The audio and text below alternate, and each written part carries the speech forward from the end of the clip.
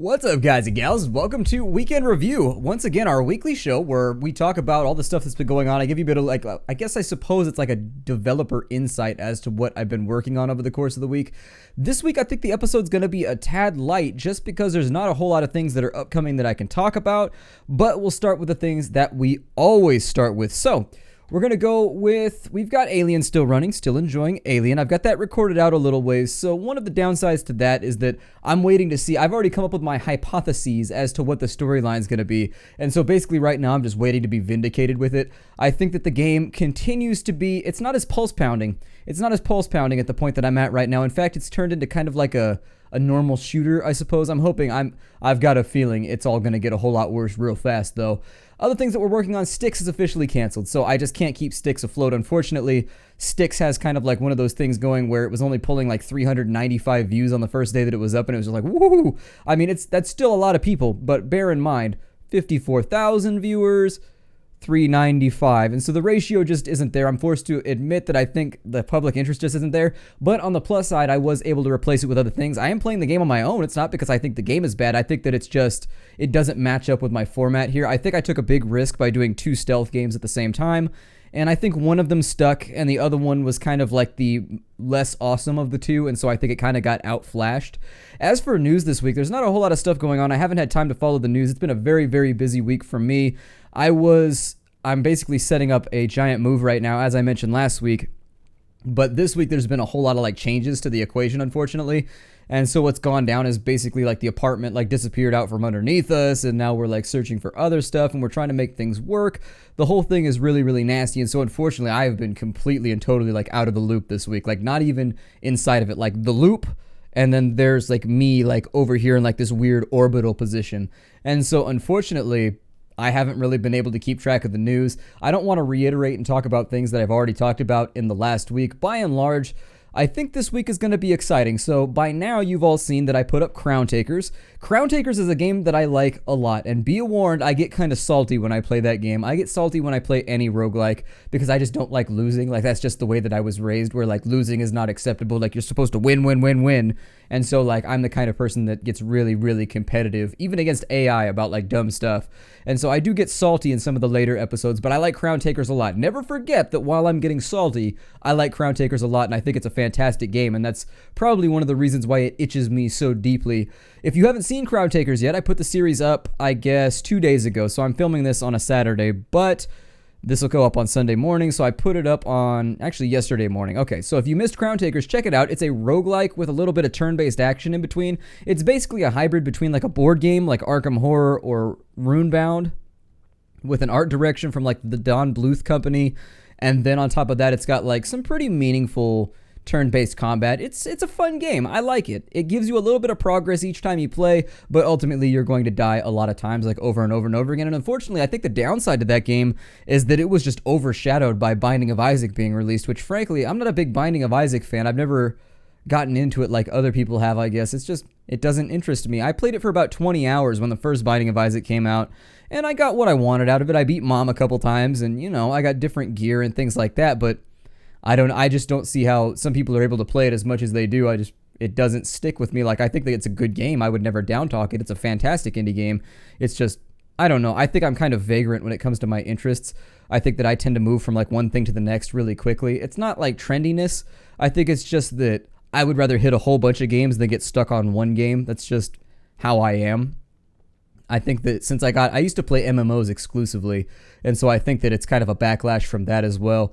MMOs, I used to only play MMOs and like nothing else. Nothing else. That was the only video game I played, was like World of Warcraft, and then after that, Star Wars, and you know, I was a big MMO guy, and I think that as part of the backlash from that, I've gone back to playing lots of different games and not getting obsessed with any one, because I've seen like how much of my life can disappear if I get obsessed with a game.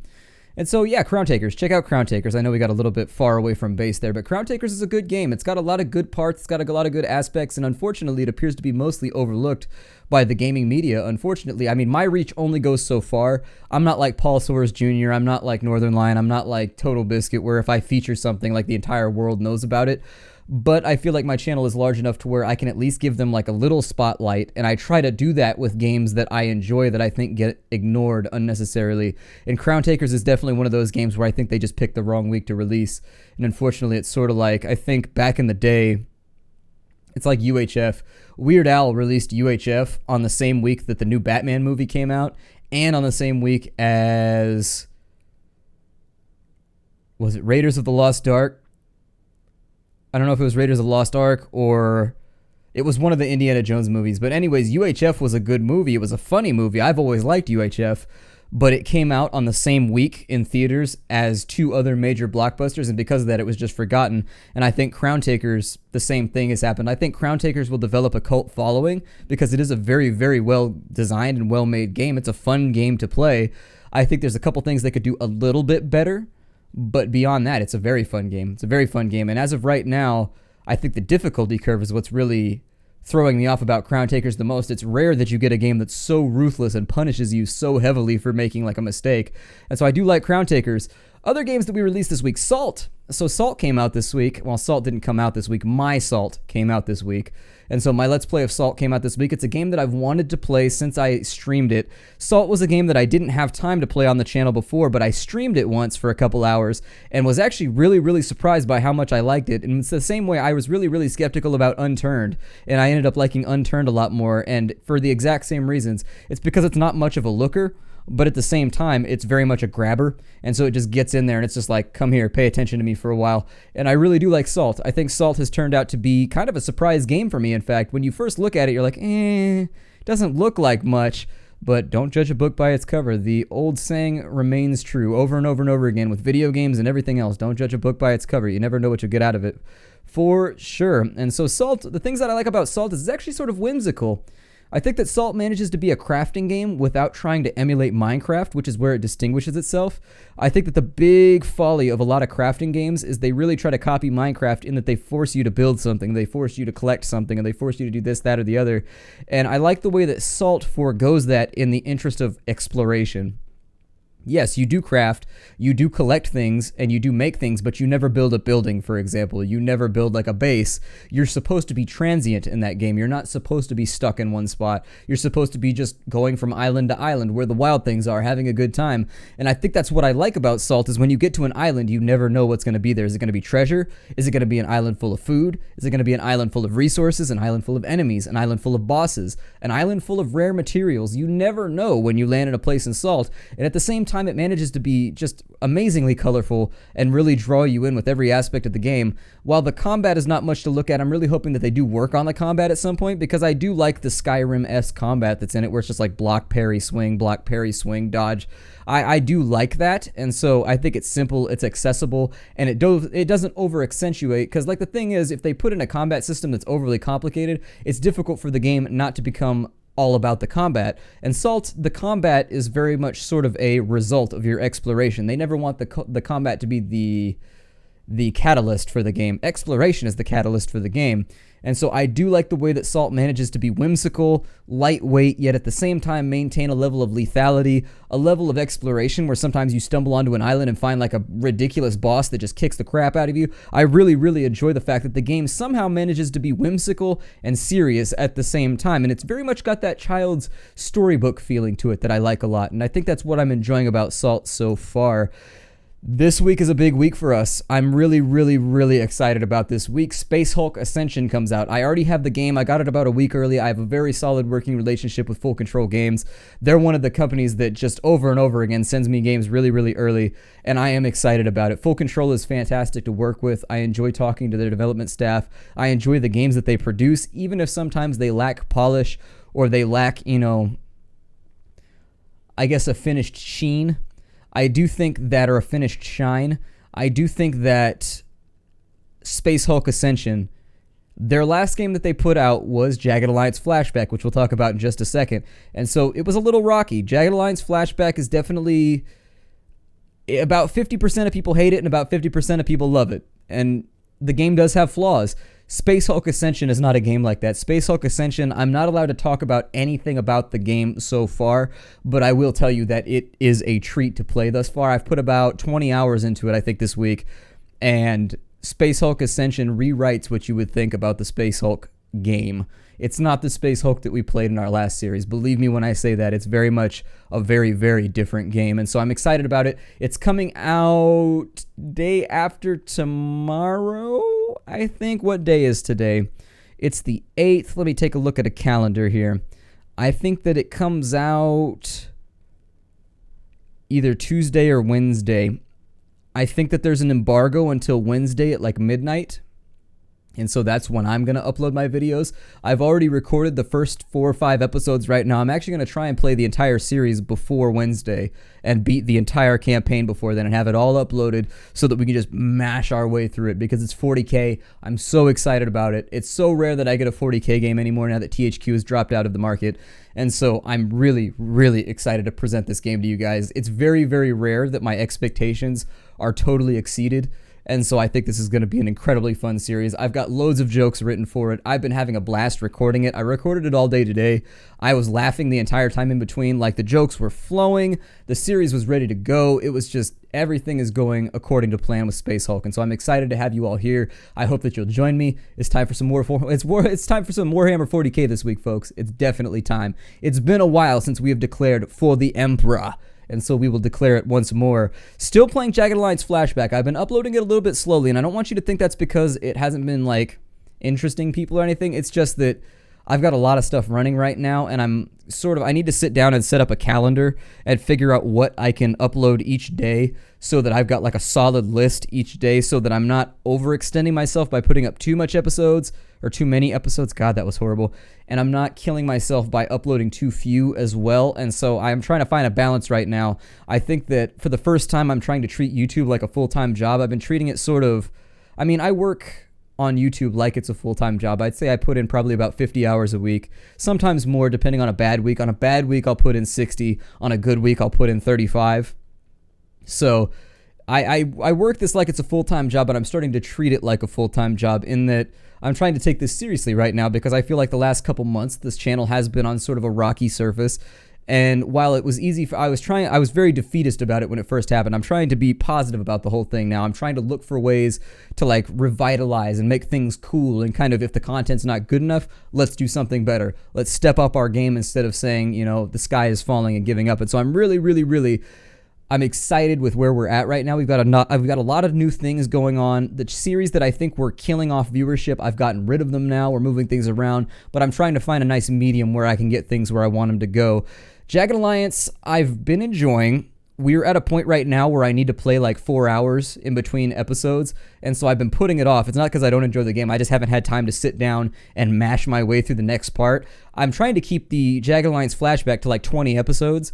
So I think that we're on episode 15 right now. We've conquered about 3/4 of the map where I'm at anyways, just playing on my own. You guys haven't seen these episodes yet. I'm trying to keep it to like 25 episodes. So basically all the militia building, all the defensive battles, I've just gone and I've edited those out so that you guys don't even need to see them. You'll just come back each episode and I'll be like, okay, so we reinforced this position. Here's the new loot that we've got. Now we need to go take this place down here to kind of keep it interesting and keep it moving and flowing so that we're not fighting 150 defensive battles on camera. I think that Jagged Alliance is in a good place right now. Even if people stop watching it, I'm probably still going to finish the game just because I like it and I'd like to finish it and I'd like to support it. I'm a big believer in Full Control Studios. They put out games that are not quite finished sometimes, but they always finish them, and I know that they're hustling on their end. I know that they are. Full Control hasn't let me down yet with any of the games that they released. I was disappointed by Space Hulk when it first came out. It was 40K, but it was, it had performance issues. As of right now, if you go back and play Space Hulk, the first game, they've totally retooled it, and they stuck with it. They put their money where their mouth was, and they paid attention to their fans, and they fixed it. I believe that they will do it with Flashback too. I see no reason that they wouldn't do it. I've played all the Full Controls games up until now, and I think they'll be able to pull out. It might take more time, which I think I understand if people aren't happy with that, but Full Control has never let me down in the long term, and so I know that I sound like I'm shilling for their country right now, or for their company right now. I promise you, I'm not. I like the products they produce, and I think that they follow through. And if they don't, well, I'll take the dagger right here, and you guys can quote this video and be like, "Look, you vouched for them." I'm like, "Yeah, I did," and that's that. I guess I was wrong, but for right now, I see no reason. I think that they're going to fix flashback.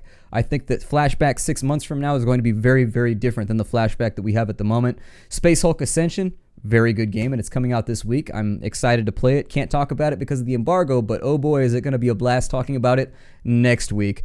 Other things that we're working on right now on the channel, I don't really think that we have too many other things going on at the moment. I think Alien should come to a conclusion pretty soon.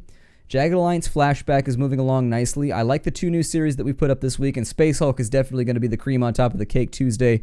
Excited about it. I played Dragon this week. Unfortunately, I don't think there's enough content in Dragon to call it a game yet. It's more just like a sandbox to play with the mechanics so far. But I'm excited to see what comes from Dragon the game. If you haven't checked out Dragon the game, you can look at it on Steam. Dragon the game is going to be a sandbox game where you play as a dragon who's trying to survive as long as possible. So you start out as a small drake or a wormling, and you have to eat sheep, you have to eat animals, you have to hunt, you have to keep humans in check because they're going to come and hunt you, and you got to be benevolent to some villages, or you can be just a terror and kill everybody. Lots of promises being made with that game right now, but at the moment, not a whole lot of game to show for it. It just released in early access. I think that if you want to support the developers, you should definitely buy into the early access. Just be aware that there's no game right now. Like, it's not a game. It's just a map, and you control a dragon, and you can fly around, you can burn down some houses, but you don't level up, you don't get XP. But they do give you a preview at all the things that are going to be in the game. Like, for example, all the UI is there. And so I had fun when I first got the game, just kind of looking through the various UI elements that sort of predict what's going to be in the game. And it looks like your individual body parts are going to level up somehow. Like, your body parts all seem to have their own stats. You can customize your own body parts. So like if you want your right arm to have bigger claws or whatever, like you can customize your dragon from the ground up, from what I can tell, at least in the final implementation. But as of right now, they just have like UI placeholders that have like all the stat values and everything. They just don't seem to do anything yet. So I'm excited about the prospects of the game, and I think it's going to be one of those games like Infinite Space that I'm going to be able to catch up with probably in like a year. I'd say give the game a good 6 months to a year, and it'll probably be where it's at. But with indie development, you can never really tell, to be honest. I was a big fan of Folktale when it came out, and Folktale has still gone like nowhere. It's been years, and Folktale's still just sitting on my Steam dashboard, just being Folktale. So you can never tell. You can never tell. Some games just kind of dither forever, and some games seem to get finished really, really rapidly.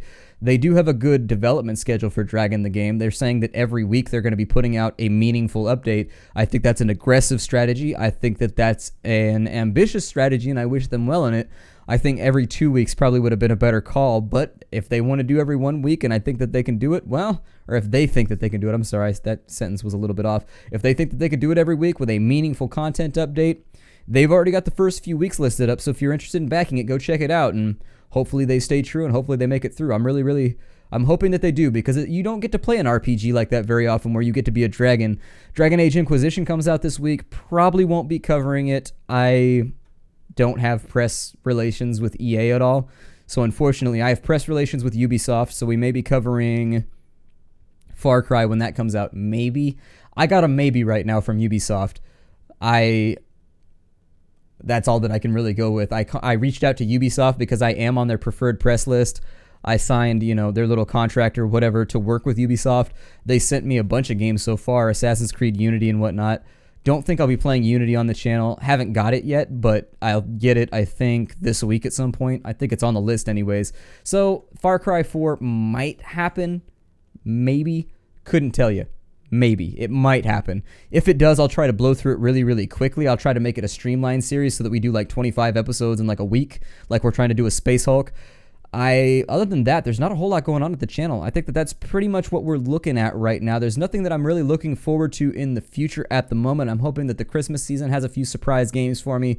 If you wanted a game recommendation for this week, I would say Sproggywood. I'm sorry, I didn't have a chance to check all my shout-out stuff this week. Let's do the Q&A real fast, though. I have questions up in front of me. There's a number of questions about Vampire the Masquerade Bloodlines and people asking if I want to play it or if I would consider playing it. Absolutely. I've had VTM Bloodlines since it came out. I have a box copy. I don't know if you can see it from here, but I have a box copy of the game. I bought it when it first came out. I've played it 150 times over. Haven't played it in probably a good 5 or 6 years. It's just been sitting on my shelf. May do it. The Borderlands pre-sequel, to answer what that happened, I know people asked about that. So what happened to Borderlands, the pre-sequel with Blitz and everybody, it just didn't fit into people's schedules. Unfortunately, people started like falling off one by one. And so I think that it performed poorly on a couple people's channels. And I think that it didn't fit into some other people's channels because it was really, really busy. And that's perfectly fine. These kind of weird things come up when you try to do collabs. With Blitz, I don't have anything set up right now. I was going to ask Blitz if he wanted to do a series on... I can't remember. There's a game right now that has a co-op mode that I was thinking about doing. But anyways, I'll give you more information on it if it happens. I haven't even asked Blitz about it. So Blitz, if you see this, email me. I'll email you if not. But am I participating in No Shave Movember? As you can see, this is about, I think I shaved on the 2nd because I forgot that it was November. So this is about 5 or 6 days right here. We'll see where it's at by the end of the month. I will indeed be doing it. People wanted to know what happened to the outro jingle that I used to have. It's being remade right now. That's what happened. I still have the outro song. I still have the animations, but the thing was, I was putting that little thing like click here for the next episode on the end of each one. It takes forever to do that, to go through and annotate that. Just the way that YouTube has it designed, it takes forever to make that little annotation to go to the next video. And so I got behind on it. I had hundreds of videos to put it on. I'm going to readapt the outro jingle so that it's just like, thank you for being here. Thank you for checking out my content. We'll see you next time, but you'll still get the outro jingle. It's coming back. It's coming back. When are your Twitch streams? Monday, Wednesday, Friday at 5 p.m. subject to change. Sometimes I cancel them. Life's busy right now. I would like to stream more. I would like to make more videos, but sometimes life just doesn't work like that. That's basically where I'm sitting right now. I would love to stream 6 days a week. I would love to produce, 10 videos a day. Unfortunately, with where I'm at right now, I'm getting close with the video production. I think I could do like 5 videos a day, but with where I'm at right now, until I get my move all done, I'm not sure that that's going to work out. So I think that that's pretty good. A question right here. Somebody says that they feel emotionally numb all the time. They don't get enthusiastic about things with their friends, and it's been a bit of a problem in their real-life relationships too, and they wanted to know if I had any suggestions. Well, I'm not a psychiatrist. That would be my first go. I really, really, really think that if this is a thing that's affecting your life and causing problems, I would suggest that you consider maybe going and talking to somebody about it, whether it's somebody in psychiatry or somebody who handles not mental disorders, but chemical imbalances. The first thing that I would say is that I tend to have the same problem, and for me, it's reactive. In my life, I tend to keep people at arm's length, and I tend to not like people and not trust people because I was very trusting when I was younger. And as I've gotten older, all of those people have turned around and like backstabbed me, whether it was over promotions or whether it was over their girlfriend, their wife, whether it was over, those things that happen in life that drive people apart. What I found is that people were more than willing to sell me and throw me under the bus after like lifelong friendships and things like that. And so I tend to keep people at an emotional distance as well. So I understand where you're coming from. I basically default people to I don't like you until they prove otherwise. And so while I am friendly and I am sociable and I try to be a gentleman most of the time, people have to earn my trust. And so I understand where you're coming from, where emotional numbness can be destructive. I know that I've probably bypassed a lot of friendships. I think I've probably bypassed a lot of relationships with people just based on the fact that I don't trust people anymore, and I'm not willing to emotionally extend myself anymore to that extent at this age in my life. I'm just too old to deal with bullshit anymore, I think is what it comes down to. But for you, if you're emotionally numb, do you have happy feelings? Do you have sad feelings? Don't answer these down in the comments. These are just questions I think that you should ask yourself introspectively, before you go to sleep at night. Just kind of sit there and think about it. Do you get happy? Are you capable of any emotion, or are you just flatlined all the time? If you're flatlined all the time, the first thing I would say is, in that case, is it a reaction to the world around you? Did you grow up in the hood, or did you grow up in a place where being attached to things or emotionally caring about things is a liability? Did you grow up in an abusive environment? Did you grow up getting picked on a lot where it's sort of numbed you, and that's an emotional response to the world because people have mistreated you or because life has just not been kind? I mean, if you grow up in a place with knifings and shootings and violence all the time, it's a natural thing to just become emotionally numb because you live in a world where whether it's physical things or the people around you, they can vanish at a moment's notice. I think that I know a lot of people in the military who served, combat time, and they are very emotionally numb for a while when they got back, and it took them a while to sort of unwind and come back to being, an empathetic human being because they live in an environment where their friends are dying, or they're living in a place where just it's chaos, you know what I mean? And so I would say that first and foremost, if you're emotionally numb, is it a response, or do you feel like you're just that way naturally? If you feel like you're just that way naturally, I think it's up to you whether you want to decide whether you want to be outgoing. Do you want to be that kind of bouncy, emotional person, or are you happy with being emotionally numb? The fact that you asked the question makes me think that maybe you're not happy about it. And so if you're emotionally numb by default without any outside stimuli, I would say maybe, talk to a psychiatrist and try and work your way through why you were like that. Or, maybe it might be some kind of chemical imbalance. I don't really know. I'm not a medical professional. All I can really say is that, is it a response or is it natural? If it's a response, then that's understandable. But if you're living in a new environment now, I would say, try to put yourself out there a little bit more. I'm not saying give your neck to the guillotine, you know what I mean? I'm saying just take a chance every now and again on somebody and enjoy life with them. Take a chance and just not worry about them, betraying you. Don't worry about them kind of letting you down. Just have a good time with life. Let things be what it will be, que sera, sera, and all that. But I would definitely, in the late of night, kind of think about, or, in the middle of the day, whenever you've got time, think about whether you think it's a chemical problem or whether you think it's just you as a person and whether you're okay with that. Because obviously, I think the first step in all that is just to go out and see if you can change things around a little bit. I have the tendency to get into a rut. I get depressed from time to time. I wouldn't say that I have depression because I feel like that would devalue people who actually do have real depression due to chemical imbalances, things like that. But everybody goes through highs and lows. And I think that from my experience, if you're trying to get out of one of those lows, the best thing you can do is just get out there, schedule something, go out with friends, And you may not be laughing, clapping, joking the whole time, but schedule a fun activity or something and just kind of monitor yourself the entire time. Get outside your own head, because I know emotional numbness can come from depression too. When I'm down and kind of out about life, I don't care about anything. I'll be like, that sucks. Oh, that dude got run over in the road. It's just when you're not functioning emotionally properly, it just kind of happens. So I don't know. I'm not a medical professional, but that's just sort of my thoughts about the whole thing. I would work through whether you're like that by default or whether you're like that as a response to the world around you. And then from there, you can work out the proper solution, whether you want to be emotional, whether you want to be bouncier, or whether you're happy the way that you are. And in that case, you'll have to come to terms with the fact that you may have to shed off some of the people around you that don't like that about you. If that's actually who you are, then the people around you will have to either learn that that's you. And, some of the most tremendously loyal people I've ever met in my life have had anger problems, or they've had depression problems, or they've had, emotional problems. But if you set that aside, they're amazing, wonderful human beings. And if you care about that person, or if your friends care about you, they're just going to have to deal with the fact that that's the way you are. You're happy with who you are, and so they're going to have to come to terms with who you are. And if they can't, well, then that kind of says something about their friendship. You know what I mean? So just a few of my thoughts. I'm obviously not a medical professional, so if it's actually something serious, I strongly suggest that you see a medical professional about it. But, just the little chat that I would have with you if I knew you in real life and we were having this conversation on my couch, just things that I would run by you. I think that's about it for our Q&A section. Yeah, I'm looking through the questions right here, and I think we're doing pretty well. I think that I like these weekend reviews. They help me. It's like catharsis for me. It allows me to sort of not vent, but just talk about things. And I've noticed that I rationalize my way through things while I talk with them about them with all of you. So anyways, I hope you enjoyed this talk. I will see you all next week on Sunday. I apologize that this one lacks some of like the editing and some of like the little pop-ups and videos. Unfortunately, this week has just been hellish for me. So I'll try and edit in what I can, but if it doesn't get there, it doesn't get there. I'll see y'all next Sunday. I hope you enjoy Space Hulk this week. I hope you enjoy the videos that are around. Let me know what you think down below. If you've got questions for the Q&A, feel free. If you've got shout outs, feel free to leave those down below or email me. I didn't have a chance to look at them this week. Things have been hectic, like I said. I'll see y'all next Sunday. Bye, everybody.